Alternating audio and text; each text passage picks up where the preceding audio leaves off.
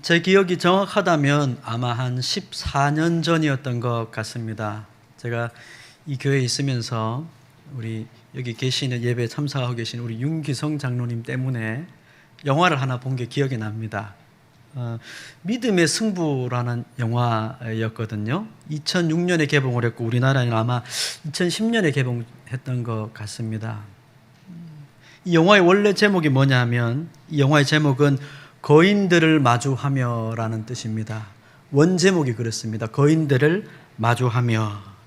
이 영화의 내용은 어떤 거냐 하면 미국의 미식축구를 관리하는 그 매니저죠. 감독인데요. 이 감독이 그 집안에서 부인과 이혼할 위기에 처한 상황에 또 이 학교에서 맡은 이 풋볼팀은 미식축구팀은 성적이 좋지 못해서 그러니까 쉽게 말하면 회사에서도 잘릴 것 같고 집에서도 아내와 헤어질 것 같고 아무것도 제대로 되는 게 없는 엉망진창의 인생이었습니다.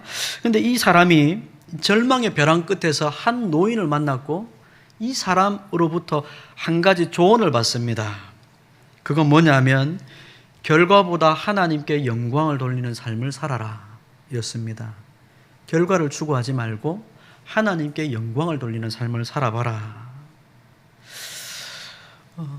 인생에 아무것도 남지 않은 이 사람, 절망 끝에 서서 이 사람은 더 이상 아무것도 할 수 있는 것이 없었기 때문에 하나님께로 자신의 시선을 돌리기로 결정을 합니다.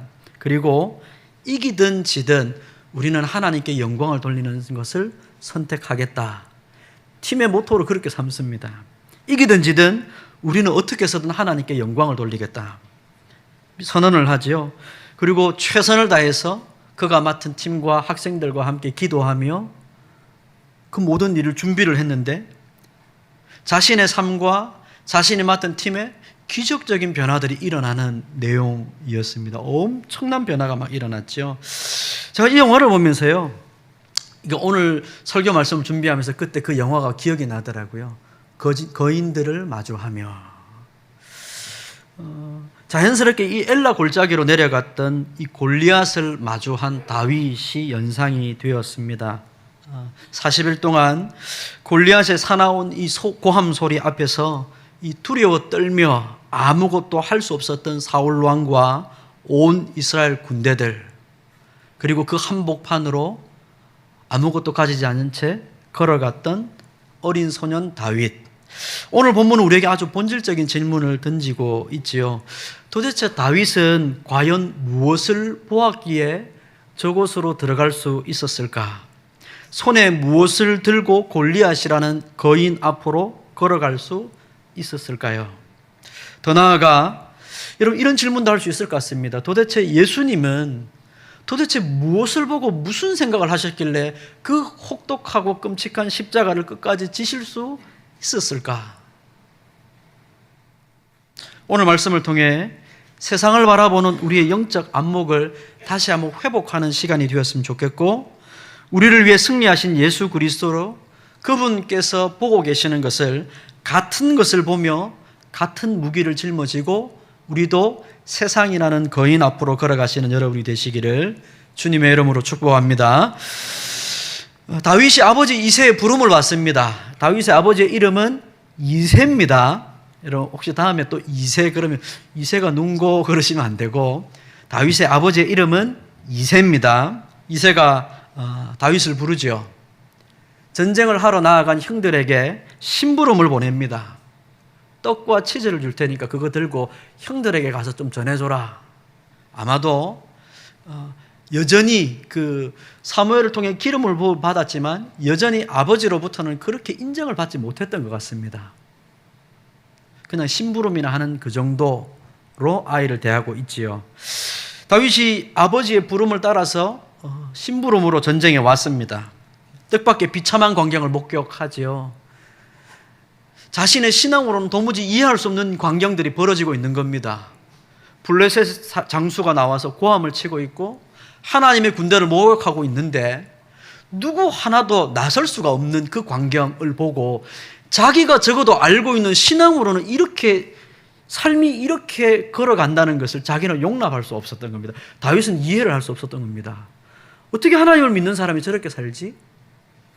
어떻게 신앙이 있다고 말하면서 하나님을 모독하고 있는 저 군대 앞에서 왜 아무도 꼼짝하지 못하고 저렇게 하고 있지? 다윗이 이해를 못한 겁니다. 물론 나머지 사람들도 다윗이 이해 안 될 겁니다.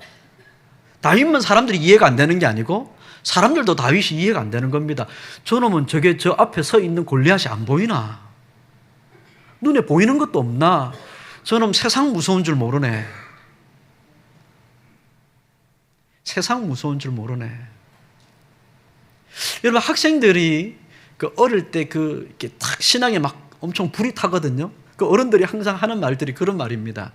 저는 참 현실을 모르네. 세상을 모르네. 저는 저 자신에게 대해서 가끔 그런 의문을 갖습니다. 내가 어쩌다가 신앙이 이렇게 됐지? 나 옛날엔 안 이랬는데. 이런 그런 마음 품으시지 않습니까? 나 옛날에 찬양할 때 이렇지 않았는데. 하나님을 찬양하는데 나 이렇게 아무런 감정 없이 그냥 앉아가지고 입 다물고 누가 뭐라 해도 그냥 가만히 앉아서 멍 때리고 그렇게 있지 않았는데 나 어쩌다가 이렇게 됐지? 가끔 가다 저는 그런 생각이 들거든요. 왜 이렇게 됐을까? 저는 그렇게 생각을 합니다. 보통 학생들 대학생 때까지는 안 그렇거든요. 근데 딱 졸업을 하고 취업을 하면 사람들이 달라집니다. 많이 달라지죠. 현실을 알아서 그렇습니다. 현실이 어떤지. 그러니까 이 성경 말씀으로 따지면 이런 거죠. 골리앗의 키가 얼마인지가 눈에 보이기 시작한 겁니다. 전에는 골리앗이라는 사람이 안 보였거든요. 그러니까 하나님 말씀하시면 다 될 줄 알았는데 이제 세상에 나가보니까 직장에서 취직을 하고 직장생활을 해보니까 하루하루 사는 게 힘든 겁니다. 그냥 먹고 사는 것도 힘들고 그냥 하루하루 살아가는 게 버거운 인생이 되어버린 겁니다. 그러니까 하나님이 하신 말씀, 하나님 누구신지 다 잊어버리는 거죠. 하나님이 누구신지보다 세상이 어떤지가 훨씬 더 내 마음속에 크게 다가오기 시작한 거죠. 이해하기 어렵습니다. 그렇게 뜨겁게 신앙생활하는 사람을, 현실을 잘 아는 사람들은 그렇게 뜨겁게 신앙생활하는 사람이 이해하기 어렵죠. 또 하나님의 말씀을 따라 살아가는 사람은 그렇게 현실을 잘 아는 사람을 보고 이해하기 어렵습니다. 하나님 믿는다면서, 하나님 따른다면서, 신앙생활 한다면서 어떻게 그렇게 할 수 있지? 여러분, 아마 우리가 이 둘 사이 어딘가쯤에 우리가 서 있을 겁니다. 둘 사이 어딘가쯤에 다 우리가 서 있을 거거든요. 사울과 온 군대는 골리앗의 이 2m 85cm, 우리 지난주에 제가 말씀드렸죠. 2m 85입니다. 키가 80에서 85 정도 되거든요. 엄청난 키입니다. 저 같은 사람은 이 고개를 들어도 정수리가 보이지 않는 사람이죠. 57kg의 큰 갑옷을 입고 철 창날을 가지고 엄청난 무기를 가지고 들고 나온 사람들이 눈에 보였습니다. 그들의 시선에는 나와 골리앗이라는 이 세상적인 비교밖에 눈에 안 들어오는 거죠. 여러분, 우리가 세상을 살면서 우리를 가장 비참하고 힘들게 하는 게 세상과 나를 비교하는 겁니다. 여기 한번 사로잡히면요, 하나님 말씀이 안 들어옵니다. 저 사람이 가진 것과 내가 가진 것이 비교되기 시작하면 하나님이 들어오지 않죠. 하나님 말씀대로 못 갑니다. 그들의 시선에는, 이 사울과 온 군대 두려워 떨고 있는 그들의 시선에는 자신들과 골리앗이라는 이 세상의 상대적인 비교밖에 없었지요. 대적이 가지고 있었던, 원수가 가지고 있는 무기, 그가 가지고 있는 외모에 압도되기 시작하니까 그들은 순식간에 영적 마비가 와버렸습니다. 하나님의 말씀이 들리지 않게 되었죠. 그러나 여러분, 하나님은 항상 어느 순간 어느 때에든지 하나님을 신실하게 따르는 믿음의 사람들을 남겨두십니다. 같은 현장에서 같은 사람을 보고 있는데 다윗은 전혀 다른 마음을 품는 겁니다. 이게 믿음으로 살아가는 삶을 우리에게 가르쳐 주시는 거죠. 이게 믿음으로 살아가는 삶입니다. 여러분, 26절 말씀을 한번 보시겠습니까? 26절입니다. 우리 같이 한번 읽어볼까요? 26절 읽겠습니다. 시작. 다윗이 곁에 서 있는 사람들에게 말하여 이르되 이 블레셋 사람을 죽여 이스라엘의 치욕을 제거하는 사람에게는 어떠한 대우를 하겠느냐? 이 할례받지 않은 블레셋 사람이 누구이기에 살아계시는 하나님의 군대를 모욕하겠느냐. 지금 다윗은 뭔가 다른 거를 생각하고 있는 겁니다. 같은 자리에서 같은 현실을 대면하고 있는데 전혀 다른 삶을 살아가는 사람이죠. 여러분, 우리가 같은 말씀을 듣고 있다고 같은 마음으로 살아가는 것은 아닙니다. 우리가 교회에서 같은 말씀을 들어도 전혀 다른 삶을 살아갈 수가 있지요. 다윗은 지금 그가 보고 있는 이 현장이 사람과 사람 사이에서 일어나는 힘겨루기로 보고 있지 않은 겁니다. 골리앗이 있고 내가 더 많은 힘을 가져서 그 사람과 싸워야 되는 사람 대 사람의 싸움으로 보지 않고 있지요. 원수가 가지고 있는 거대한 외형의 기가 죽는 것이 아니라 감히 하나님, 창조주 하나님 앞에서 자기 본분을 망각하고 망령되게 행동하는 피조물 한 명을 보고 있는 겁니다. 어리석은 사람 한 명을 보고 있는 거죠. 여러분, 이게 성도가 가져야 될 영적 안목 아닙니까? 세상에서 그 어떤 많은 것, 큰 것을 가졌다고 하는 사람이라 할지라도 여러분, 그 사람을 보고 성도가 가져야 될 안목은 하나님 앞에서 망령되게 살아가는 한 사람일 뿐입니다. 하나님을 모르는 사람, 하나님의 구원을 받아야 되는 사람, 하나님의 은혜가 필요한 사람, 물질적으로 많은 것을 가졌을지는 몰라도 그 인생에 참된 평안이 없는 사람. 하나님을 배제한 세상이라는 것은 언제나 여러분 이런 기준으로 살아가지요. 높고 낮음, 많고 적음, 외모와 조건이라는 상대적인 수치로 세상을, 사람들을 판단하고 평가를 합니다. 그러나 만물을 통치하시는 하나님을 우리가 중심에 모실 때 세상이 가지고 있는 이 거대한 장벽이라는 것은, 세상이 가지고 있는 거대한 무언가라는 것은 하나님의 심판 앞에 무너질 것에 불과하다는 것을 아는 겁니다. 이게 하나님을 아는 지식입니다. 이런 영적 안목을 가진 다윗을 가장 이해하지 못하는 자들이 여러분 이 현장에 있었지요. 원수가 아닙니다. 다윗을 이해하지 못하는 사람들이, 여러분 원수들이 다윗을 이해 못하는 게 아니고 함께 싸워야 될 사람들이 다윗을 이해를 못합니다. 여러분, 이게 예수님께서 말씀하신 원수가 네 집안 식구라는 말이 이런 뜻입니다. 함께 신앙생활을 하고 있지만 이해 못하는 사람들이 있습니다. 왜 굳이 그렇게까지 기도해야 되는지 이해 못하지요. 왜 굳이 그렇게까지 신앙생활을 해야 되는지 이해를 못합니다. 다윗을 가장 이해 못했던 사람은 오늘 말씀에 보면 다윗의 형 엘리압이지요. 여러분, 엘리압이 어떤 사람이었습니까? 선지자가 이 이새의 아들 중에 기름 부을 자가 있다 해서 하나님 말씀 듣고 가서 기름 부으려고 했는데 이 사무엘이 첫눈에 반한 사람 아닙니까? 이야, 진짜 저 사람 키도 크고 훤칠하고 가진 조건이 좋다. 정말 하나님 세우실 만한 자다. 여러분, 우리가 하나님의 시선을 가지면 이런 시각을 가질 수가 없지요. 그러나 사무엘조차도 인간으로서 인간이 가지고 있는 이 세상적인 기준을 가지고 본 겁니다. 엘리압이 가지고 있는 외모와 키, 착각할 만큼, 사무엘도 착각할 만큼 준수한 용모를 가졌습니다. 그러나 성경은 뭐라고 했습니까? 그의 외모를 보지 마라. 내가 그를 버렸다고 말씀하셨습니다. 하나님이 그를 버렸다고 말씀하셨죠. 겉으로 드러나는 조건과 외형을 최고의 가치로 여기는 이 엘리압의 눈에는 거울처럼 자신의 위선을 들추어내는 이 다윗의 거룩한 열정이 안 입고 온 겁니다. 여러분, 신앙생활 열심히 하는 사람들의 모습을 보고 그 신앙을 인정해버리면 무슨 일이 벌어지냐면 그렇게 살지 않는 내 신앙이 문제가 생기는 겁니다. 그러니까 그 사람의 신앙을 낮추는 겁니다. 굳이 그렇게까지 할 필요 없다. 그렇게까지 기도하면서 살 필요 없다. 기도하지 않아도 열심히만 살면 잘 살 수 있다. 엘리압의 눈에는 이 조건과 외형을 최고의 가치로 여기는 엘리압이 자기의 위선을 드러내고 있는 것 아닙니까? 다윗의 모습이. 나는 두려워하는데 두렵지 않다고 말하는 저 사람을 보니까 저 사람의 신앙을 뭔가를 말을 해야 되는 겁니다. 내가 문제가 있다고 말하기 싫으니까 그저 다윗을 교만하고 오만한 철부지라고 말하는 겁니다. 오늘 말씀이 그렇게 나와 있지요. 구경하러 왔다고 말하지 않습니까? 28절 보십시오. 나는 28절 후반절입니다. 나는 네 교만과 내 마음의 완악함을 아노니 네가 전쟁을 구경하러 왔도다. 엘리압이 동생 다윗을 향해서 이렇게 말하는 이유가 거기 있는 겁니다. 사울 역시 마찬가지죠. 33절 사울은 다윗을 향해 단언합니다.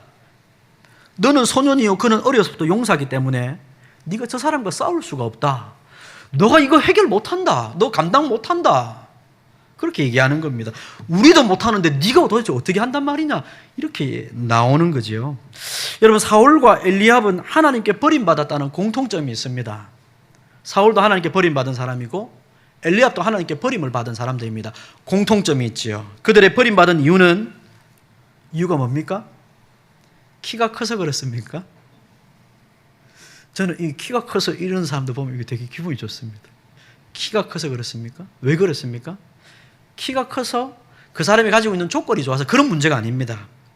세상이 자랑하는 외형적인 조건과 이 가지고 있는 이런 것들에 마음이 빼앗겼기 때문에 그렇습니다.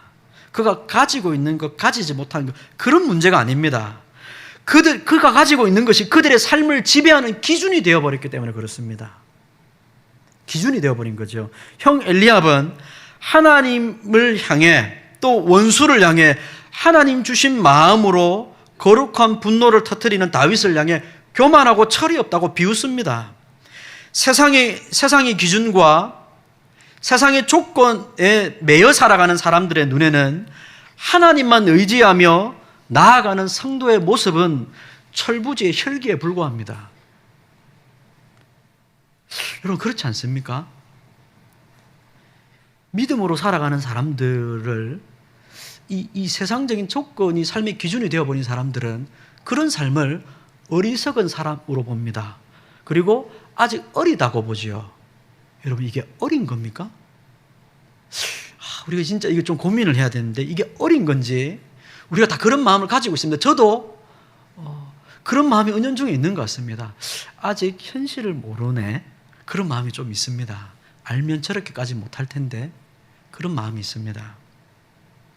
철부지의 혈기, 세상 물정 모르는 무모함으로 보이기 때문에 형 엘리압은 다윗을 그렇게 비웃은 거죠. 여러분도 믿음으로 살려고 할 때 주변에서 그런 말을 많이 들을 겁니다. 적당히 좀 해라. 유난 떨지 마라. 여러분 이런 말들 때문에 하나님께서 우리에게 주신 마음을 빼앗겨버리거나 이 마음을 놓쳐버리면 얼마나 우리가 하나님 앞에서 기쁨이 되지 못한 삶을 살겠습니까? 교회와 성도는 세상의 기준에 맞추어서 자기를 살아가는 사람들이 아닙니다. 여러분 세상의 기준에 여러분을 맞추지 마시기를 바랍니다. 세상에 어느 정도 사는 사람이라면 이 정도는 해야 된다고 사람들이 말 많이 하죠. 제가 전에도 한번 말씀드렸지만 사람들이 SNS를 많이 하면요 어떤 마음을 갖게 되냐면 박탈감을 가집니다. 이유는 뭐냐면 SNS에는요 전신에 놀러 다니는 사람들만 있거든요. 맛있는 거 먹는 사람들만 있는 겁니다. 우리가 먹는 건 항상 맛있지가 않고 우리는 항상 그냥 집에만 있는 것 같은데 왜 이 사람들은 도대체 무슨 복을 받아서 이렇게 놀러 다니고 항상 좋은 걸 먹고 살까? 여러분 몇 년 만에 한 번 간 겁니다. 수십 년 만에 한 번 먹은 겁니다. 그거 올려놓은 건데 거기에 마음이 뺏겨서 여러분 그것을 삶의 기준으로 삼고 살아가기 시작하면 여러분 우리 마음속에 허무감이 밀려옵니다. 박탈감이 오죠. 거기 때문에 거기에 매여서 살아가게 됩니다. 교회와 성도는 세상의 기준에 삶을 맞추지 않습니다. 사도 바울이 세상의 높은 자들 앞에서 한 번도 복음을 전하면서 그 복음의 기준을 낮춘 적이 없죠. 위축된 적이 없습니다. 그들을 불쌍히 여기며 도리어 복음을 선포했지요. 온 우주의 주권자이신 하나님 앞에서 세상을 보는 안목을 가지면 여러분 세상 앞에서 우리가 두려워하지 않습니다. 하나님의 눈으로 세상을 보고 살면 세상의 기준에 자신을 맞추지 않는 것이죠. 여러분 이 거룩한 영적 안목을 여러분이 회복하시기를 주님의 이름으로 축복합니다. 이 다윗의 시선을 이해하지 못한 사울, 다윗은 그 사울에게 설명을 합니다. 도대체 내가 보고 있는 게 뭐고 생각하는 게 뭔지 설명을 합니다. 이해할지 못할지는 모릅니다. 아마 이해 못할 겁니다. 아마 뻥이라고 얘기했겠죠. 34절 35절 보십시오. 다윗이 광야에서 들판에서 경험했던 이 하나님의 경험을 그가 얘기합니다. 34절 35절 함께 읽겠습니다. 시작. 다윗이 사울에게 말하되 주의 종이 아버지의 양을 지킬 때에 사자나 곰이 와서 양떼에서 새끼를 물어가면 내가 따라가서 그것을 치고 그 입에서 새끼를 건져내었고 그것이 일어나 나를 해하고자 하면 내가 그 수염을 잡고 그것을 쳐 죽였나이다. 아멘. 다윗에겐 이런 경험이 있는 겁니다. 양을 치는데 사자와 곰이 와가지고 양을 물어갈 때, 새끼를 물어갈 때 가가지고 싸워서 이긴 경험들이 있는 겁니다. 사자와 곰도 이겼는데 골리앗이 도대체 다 뭡니까? 이제 이런 얘기거든요. 그러나 지금 다윗이 여기서 하고 싶은 말은 자기 경험을 얘기하는 이유는 여러분 단순히 내가 그만큼 할 줄 아는 사람입니다라고 자기 과시를 하려고 하는 게 아닙니다. 내가 이전에 했으니까 지금도 할 수 있다는 말을 하려고 하는 것도 아닙니다. 여기서 핵심은 자기의 신체적 능력이나 용맹을 자랑하는 게 아니라 37절에 밝히고 있지요. 다윗이 이르되 여호와께서 나를 사자의 발톱과 곰의 발톱에서 건져내셨은즉 나를 이 블레셋 사람의 손에서도 건져내시리라. 다윗이 하고 싶은 말은 이 얘기입니다. 하나님이 나를 사자의 발톱과 곰의 발톱에서도 건져내셨습니다. 당신이 믿고 내가 믿는 하나님이 그런 하나님 아닙니까? 저한테 그렇게 하셨습니다. 제가 그 하나님을 알고 경험했던 사람이고 지금 골리앗 앞에서도 그 하나님이 동일하게 일하실 것을 제가 믿습니다. 당신이 믿는 하나님도 그런 하나님 아닙니까? 지금 그 얘기를 하고 싶은 것이죠. 하나님은 아무도 보지 않는 광야의 들판에서 아버지의 양떼를 목숨 걸고 지켜내는 다윗의 신실함을 통해 장차 이 사람을 하나님 나라의 백성들을 지켜낼 하나님 나라의 목자로 삼기를 원하셨던 겁니다. 아버지의 양을 이렇게 신실하게 지키는 이 목자를 하나님 나라의 목자로 삼으시려고 했던 거죠. 다윗은 과거에 이 광야에서 하나님 앞에 하나님 주시는 이 은혜를 경험했던 겁니다. 하나님이 어떤 분이신지. 바꿔 말하면 하나님이 다윗을 쓰시려고 이렇게 훈련시키시고 경험하신 겁니다. 이 훈련이라는 것은 다윗이 야, 너 지금부터 돌 100개 던져. 팔림이 길러졌냐? 자, 이제 엎드려 뻗쳐서 팔굽혀 여기 100개. 이런 식의 단련이 아니라 여러분 여기서 단련이라는 것은 뭐냐면 하나님이 누구신지를 알아가는 단련입니다. 하나님이 누구신지를 알아가는 단련이죠. 여러분 우리 신앙의 훈련도 여기여야 됩니다. 이 훈련이 돼야 됩니다. 하나님이 누구신지를 알아가는 인생의 단련이 돼야 됩니다. 하나님이 나를 그렇게 하셨다. 지난날 우리가 경험했던 그 경험이 여러분 제가 여러 번 반복해서 말씀드립니다. 지나온 우리의 삶 속에서 하나님 주신 경험이 여러분 우리가 이런 것을 배우면 안 됩니다. 내가 기도를 100번 했더니 내가 기도를 200번 했더니 이 경험이 아닙니다. 내가 얼마만큼 했는지를 단련하는 게 아니고 여러분 우리의 신앙의 단련은 그 기도 가운데 하나님이 진짜 역사하시는 분이라는 단련입니다. 이 단련이 없으면 여러분 인생에서 다 넘어집니다. 고난이 유익이라고 말하지만 여러분 어떤 사람들을 보십시오. 고난이 유익이 아닙니다. 고난 받으면 성품이 더 나빠집니다. 고난 받으면 받을수록 정말 악해지는 사람도 있습니다. 고난 받으면 받을수록 정말 모나지는 사람도 있습니다. 그런데 어떤 사람들은 고난 가운데 하나님이 누구신지를 자기 인생을 통해 경험하고 단련받아서 하나님이 더 큰 시험의 무대 앞에 우리를 세우실 때 다윗과 같이 말하는 겁니다. 내 인생의 더 큰 시험의 무대, 여러분 이게 여러분을 절망하게 할 수도 있습니다만 여러분 우리 인생은 그렇습니다. 한 파도를 넘어가면 더 큰 파도가 있습니다. 그 더 큰 시험의 무대 앞에 하나님 우리를 세우십니다. 하나님이 아주 자랑스럽고 아주 떳떳하게 우리를 내미시는 겁니다. 봐라, 내 종 누구야? 내 종 누구를 봐라. 여러분 제가 이 얘기하는 건 욥기에 나오는 겁니다. 욥을 가장 그 어려운 환경에 놓고 사단에게 그렇게 얘기하죠. 내가 사랑하고 내 종 욥을 봐라. 그렇게 얘기하거든요. 저와 여러분을 하나님 그렇게 단련하셔서 우리 인생의 그 더 크고 어려운 시험 앞에 우리를 세우실 때 여러분 우리 인생의 단련이 우리를 다윗과 같이 세우는 겁니다. 다윗은 훈련받았죠. 이 훈련은 여러분 육체의 단련이 아닙니다. 이 육체에 단련해서 끝나는 사람은 여러분 또 다른 고난이 오면 똑같이 넘어져서 엉뚱한 짓 합니다. 여러분 100% 그렇습니다. 보십시오. 광야의 사자와 곰의 입에서 하나님이 나를 건져내셨다는 이 고백이 나와야 그 다음 고백이 나가는 겁니다. 골리앗 앞에서도 하나님이 나를 지키십니다.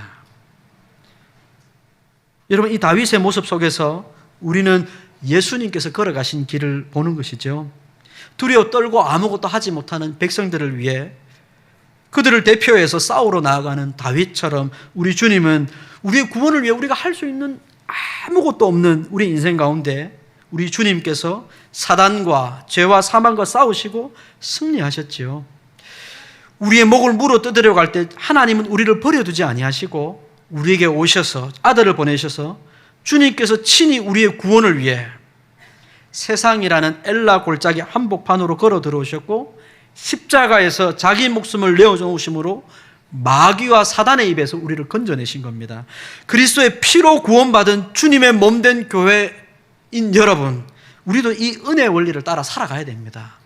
주님께서 걸어가셨고 다윗도 걸어가고 있는 이 길을 우리도 믿음으로 따라 걸어가야 됩니다. 성도는 아무도 보지 않는 내 인생의 들판 가운데 여러분, 내가 감당할 수 없는 큰 거인과 같은 인생의 문제를 맞닥뜨릴 때마다 여러분, 세상의 기준으로 달려들면 물러서거나 두려워하거나 세상 사람들처럼 갑니다. 그러나 일상에서 우리를 구원하신 하나님을 기억한 자는 여러분 이 결정적인 우리 인생의 위기 앞에서 하나님의 믿음을 따라서 걸어갈 수 있게 되는 겁니다. 여러분 다윗의 모습을 한번 보십시오. 다윗이 확신에 찬 고백을 하니까 사울이 마침내 다윗을 보내죠. 보내는데 이 사울이 그냥 안 보냅니다. 자기가 생각하는 대로 싸우려면 적어도 군복은 입고 투구는 쓰고 가야 된다고 생각하는 겁니다. 그래서 38절에 보면 사울이 자기 군복을 입히죠. 노투구를 입힙니다. 머리에 씌웁니다. 갑옷을 입히죠. 무기를 들려줍니다. 사울은 기본적으로 키가 큰 사람이었으니까 당연히 사울의 것이 다윗에게 맞을 리가 없죠. 그러나 여러분 더 중요한 것은 이게 단순히 신체의 문제가 아닙니다. 세상의 기준으로 살아가는 사람이 들려주는 것은 여러분 믿음으로 살아가는 사람이 우리에게 어울리지 않는 겁니다. 세상 사람들이 말하는 것을 우리 어깨에 둘러매고 우리가 믿음의 싸움을 살 수가 없는 겁니다. 세상 사람들이 말하는 거 그거 가져야 된다고 말하는 거 그거 가지고 어떻게 믿음의 싸움을 합니까? 이건 하나님의 싸움을 하는 방식이 아닙니다. 39절에 그렇게 기록을 하고 있죠. 다윗이 칼을 군복 위에 차고는 익숙하지 못함으로 시험적으로 걸어보다가 사울에게 말하되 익숙하지 못하니 내가 하나님의 은혜를 받아서 이전에 싸울 때에 그 경험했던 그것과 다른 겁니다. 익숙하지가 않은 거죠. 이것을 입고 가지 못하겠다고 벗어버립니다. 세상적인 눈으로 볼 때 이 바보 천치 아니냐, 이 최소한의 안전장비도 없이 어떻게 이렇게 가냐. 사울의 갑옷은 다윗에게 맞지 않는 짐입니다. 세상 사람들이 말하는 것은 믿음의 사람들에게 맞지 않는 겁니다. 이미 사울이 그것을 가지고도 나가지 못했던 거 아닙니까? 세상 사람들이 그것을 가지고도 행복하지 않다고 말하는 그들의 인생인데 여러분 그걸 가져야 행복하다고 말하는 건 도대체 무슨 모순입니까? 사울이 그 군복과 칼을 가지고도 두려워서 나가지도 못했던 인생이 그거 다윗에게 들려주면 어떡하란 말입니까? 애시당초 맞지 않는 것이죠.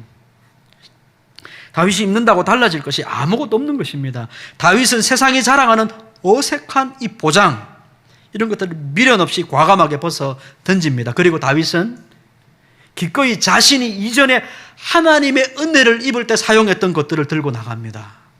이것만으로도 충분하다고 말하는 겁니다. 여러분 이게 성도의 자족입니다. 성도의 자족. 예수 믿는 사람이 자족하는 삶을 살아가는 이유는 이것으로 충분하다는 겁니다. 하나님이 주신 것만으로 충분하다고 말하는 거죠. 이걸로도 하나님의 은혜를 경험할 수 있다고 말하는 거죠. 사랑하는 성도 여러분, 오늘을 살아가는 우리에게 정말 필요한 것은 세상이 자랑하는 거대한 청동 갑옷이나 인간적인 권세가 아닙니다. 권세가 있어야 뭘 할 수 있지. 뭔가가 있어야 할 수 있지. 여러분, 뭔가가 있어야 할 수 있는 사람은 하나님의 은혜 앞에서 아직도 낮아지지 못한 겁니다. 무언가 있어야 꼭 할 수 있다고 말하는 사람의 입에는 하나님이 그것이 없어도 하나님이 하실 수 있다는 것이 눈에 잘 들어오지 않는 겁니다. 세상의 눈에는 목자의 지팡이나 냇가의 매끄러운 돌멩이가 거인의 철갑옷에 비하면 너무나 미련하고 보잘것없는 것 아닙니까? 너무 미련하고 보잘것없죠. 그거 가지고 뭘 어떻게 한단 말이냐 도대체. 너 예수 믿는다더니만 어떻게 하다가 인간이 이렇게까지 되었냐. 이 세상 높은가 못하는 이 바보 천치야. 온갖 말들을 할 겁니다. 그러나 여러분, 하나님은 세상이 미련하다고 말하는 그 작은 도구로 거인의 이마를 깨트리십니다. 세상이 미련하다고 말하는 그 십자가로 저와 여러분의 구원을 이루신 분이 하나님이십니다. 세상은 나무 틀에 달린 예수님을 실패자라고 조롱했지만 하나님은 그 미련해 보이는 십자가로 사단의 머리를 박살내셨습니다. 예수님은 바로 그 십자가를 끝까지 지셨으니 그것은 그 십자가에서 사랑하는 아버지께서 그 사랑을 변함없이 아들과 함께 하실 것을 믿음으로 그 십자가를 끝까지 지신 겁니다. 다윗이 걸어가는 길도 마찬가지죠. 하나님이 이전에 그렇게 하신 하나님이 지금도 살아계셔서 내 인생 가운데 골리앗 앞에서도 하실 것이라고 믿는 겁니다. 예수님이 십자가에서 사랑하시는 아버지께서 그 사랑 변함없이 아들이 나에게 주실 것을 믿는 겁니다. 어찌하여 나를 버리셨습니까? 라고 말할 정도로 너무 큰 고통이었지만 그 십자가를 끝까지 감당하신 겁니다. 그리고 아버지는 아들을 배신하시지 않습니다. 여러분, 이 말씀을 기억하십시오. 아버지는 아들을 배반하지 않습니다. 그걸 다른 말로 하나님은 신실하다고 말하는 겁니다. 하나님은 자녀를 배반하지 않습니다. 아들을 부활하게 하셨죠. 아들의 믿음이 틀리지 않았다는 것을 분명하게 부활로 증명하셨습니다. 여러분, 말씀을 맺겠습니다. 오늘을 살아가시는 주님의 성도된 여러분, 여러분은 오늘 세상이라는 이 거대한 골리앗 앞에 그 앞으로 나아가면서 손에 무엇을 들고 계십니까? 그냥 나 블레셋 편 할란다. 여러분, 그렇게 사십니까? 제일 빠른 길입니다. 블레셋의 종이 되고 블레셋의 편이 되면 제일 쉬운 길입니다. 그러나 여러분, 믿음의 사람들은 끝까지 하나님과 함께 동행하며 세상이 입혀주는 이 모든 것들을 다 벗어버리고 하나님께서 우리를 이미 사자와 곰의 입에서 우리를 건져내셨고 십자가에서 모든 대적의 권세를 완벽하게 이기신 우리 주님을 바라보면서 자녀인 우리를 하나님께서 지켜주실 것이라, 하나님이 나를 붙들어 주실 것이라 믿고 믿음으로 살아가는 겁니다. 여러분, 이 믿음의 길을 끝까지 좀 걸어가시기 바랍니다. 여러분, 이 얘기만 하고 마치겠습니다. 제가 요즘 좀 마음이 이렇게 뭉클하기도 하고 좀 마음이 아프기도 하고 마음이 서운하기도 하고 마음이 씁쓸하기도 하고 하는 장면이 있거든요. 누군지 제가 말씀을 드리지 않겠습니다만 새벽에 이렇게 기도를 하러 오면 저 멀리서 이 지팡이를 짚고 그 아픈 다리를 쩔뚝 하시면서 이렇게 걸어오시는 우리 성도님이 한 분 계세요. 노 성도님이. 저는 인생을 그렇게 걸어 사시는 모습이 진짜 우리가 저렇게 살아야 되는데, 그런 생각이 조금 듭니다. 하나님께 기도하기 위해서 그 힘든 다리와 그 무릎에 힘도 잘 들어가지 않는데 그렇게 쩔뚝이면서 지팡이를 짚고 하나님 앞에 기도로 하루를 시작하려고 그렇게 씨름을 하고 애를 쓰는 삶이 왜 지팡이를 짚지 않고 멀쩡히 다 걸어올 수 있는 사람들에게는 왜 없지? 그 마음이 좀 씁쓸할 때가 있습니다. 제 마음이 좀 그렇습니다. 여러분, 우리가 하나님 앞에 세상 사람들이 걷지 않는 길을 걸을 수 있는 용기를 주시기를 좀 이 한 주 기도하시고, 하나님, 사람들은 그렇게 살지 않아도 저는 믿음으로 살겠습니다. 입술로만 하나님을 말하는 자가 아니라 주님, 제 다리로 하나님을 말하는 자가 되게 해주시고 제 손과 발로 하나님을 찾는 자가 되게 해주십시오. 우리 그렇게 좀 기도하시면서 한 주를 사시면 여러분의 삶이 다윗과 같이 세상이 말하는 큰 힘과 능력은 아니라도 세상을 이기는 능력으로 하나님께서 함께해 주실 줄로 믿습니다. 기도하겠습니다. 자비로우신 우리 하나님 아버지, 다윗의 손에 쥐어진 것이 비록 작은 물맷돌에 불과했지만 그와 함께 하시는 하나님이 얼마나 크고 놀라우신 분이신지 아버지, 다윗은 잘 알았고 그래서 골리앗 앞으로 믿음으로 걸어갔던 것을 봅니다. 아버지 하나님, 우리 모두에게 세상에 크고 두려운 거인과 같은 모든 사건들과 환경들을 만날 때마다 하나님, 우리 손에 들려있는 작은 것들에 마음이 빼앗겨서 주눅들지 말게 하시고 우리와 함께 하시는 크신 하나님을 믿고 하나님을 찾고 구하며 하나님과 동행하여서 세상을 능히 감당하며 이기는 우리 모든 성도들이 되게 도와주시옵소서. 아버지 하나님, 말로만 입술로만 신앙생활 하지 않게 하시고 우리의 손과 발로 신앙생활 할 수 있도록 우리의 삶을 돌이켜주시고 하나님 앞에 믿음의 길을 걷는 자가 되게 도와주시옵소서. 가장 가까운 자가 우리의 삶을 이해 못한다 할지라도 주님, 우리가 이 믿음의 길을 끝까지 걸어가겠습니다. 우리의 손과 발을 지켜주셔서 주님 앞에 서는 그날까지 온전하게 믿음의 사람으로 서게 도와주옵소서. 예수님의 이름으로 기도합니다. 아멘.